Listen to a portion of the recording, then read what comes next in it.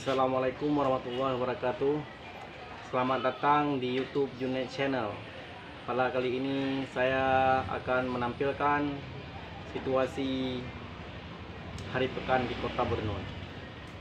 Bagi teman-teman, jangan lupa like, komen, share, dan subscribe. Mari kita saksikan. Ayo, Lupa kre dia. Nak buat video ni. kenapa ya? Nak damang yang itu.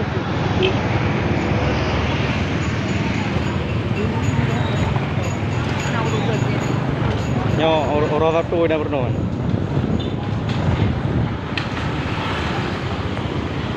Bempo yo. Titit.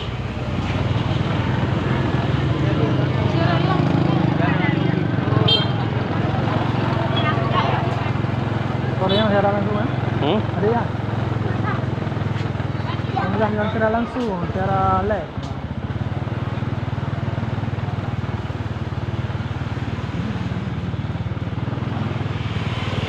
Kanak kalau. Kanak kalau. Aku makan tadi. Sayang.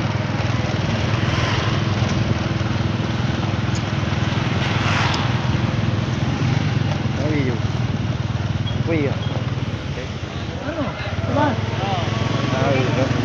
Pulau Buang.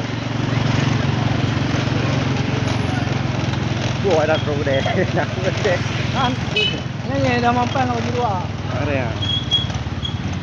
Wih, dah mampu nak ada udah deh. Ya, betul. Betul ya. Kan yang dah nak Bernun juga. Share tu ada juga deh. Mau taruh đây deh. Nó kali. Nah, ada likur jangan aja. Nanti ya dengan tol likur nih.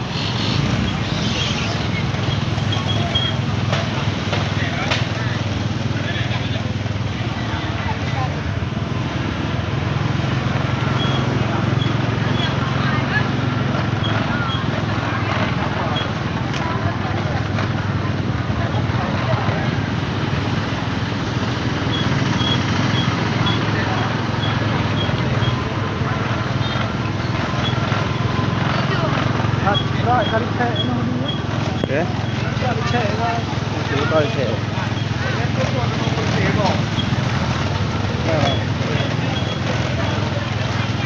Nanti di pemerintah nak iban saya Bernun. Orang. Nun. Ano, kubit.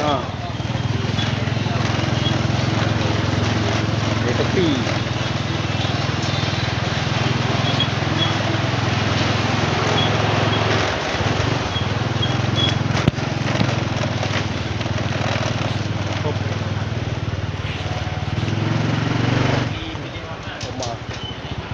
Còn đang ở đâu đây? Kalau ini. Habis pen dengan tu je. Kalau empat tu boleh. Wih ya. Nun. Ada.